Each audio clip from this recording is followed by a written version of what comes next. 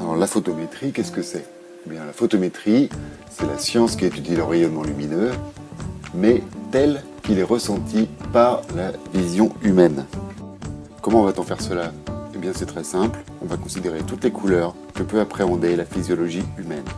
En termes physiques, cela va correspondre à toutes les radiations électromagnétiques dont la longueur d'onde est comprise entre 400 et 800 nanomètres. Afin d'étudier le rayonnement lumineux du point de vue de la perception visuelle humaine, on va donc associer à chaque radiation du spectre visible un coefficient qui va refléter l'importance de cette radiation dans la perception humaine.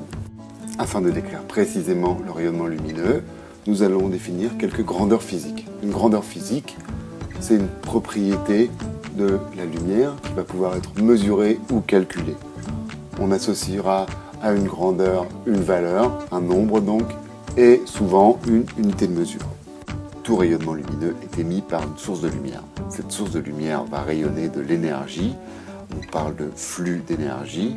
Ça représente la puissance totale des ondes électromagnétiques, donc visibles et autres, émises par la source. Le flux lumineux est la fraction du flux d'énergie émis par la source qui correspond à la lumière visible par l'homme.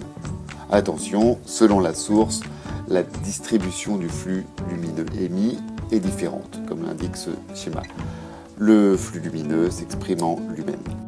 Une source lumineuse n'éclaire pas forcément avec la même puissance dans toutes les directions. Il va donc falloir caractériser l'émission de la source dans chaque direction.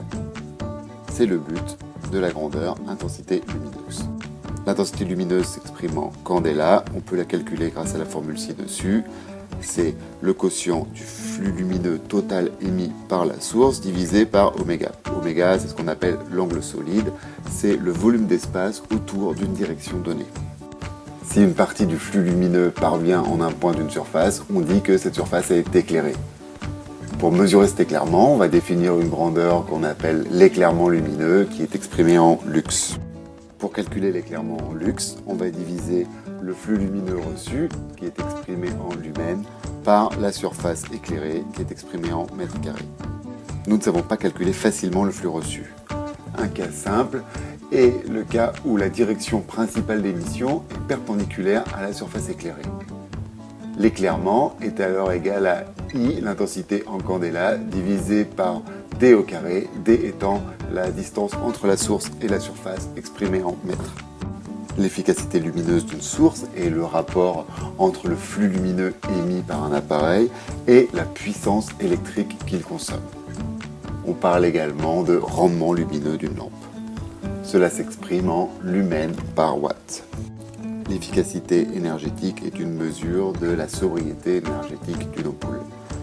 Elle peut être calculée en divisant l'énergie utile, ici l'énergie lumineuse que l'on utilise réellement, par l'énergie qu'on a fournie, c'est-à-dire ici de l'énergie électrique.